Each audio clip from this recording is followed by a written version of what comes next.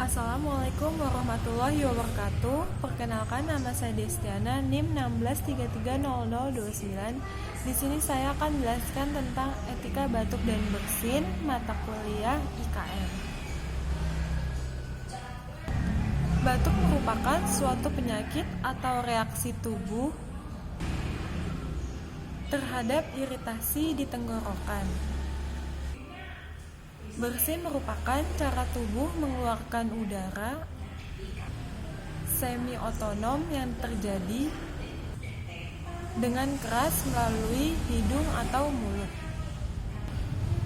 Menurut WHO, World Health Organization, COVID-19 atau pandemi saat ini dapat menyebar melalui hidung atau mulut. Saat seseorang yang terinfeksi virus ini melalui hidung atau mulut.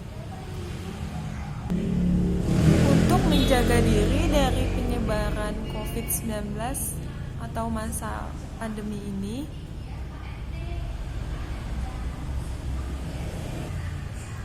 hal-hal yang harus diperhatikan sebagai berikut. Yang pertama yaitu hindari mengusap mata, hidung, mulut.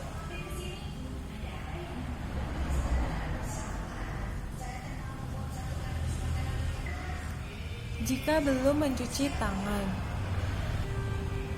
beristirahatlah di rumah saat sakit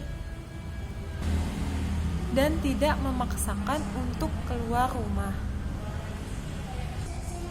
Jika benar-benar harus keluar rumah dalam keadaan darurat, maka gunakanlah masker.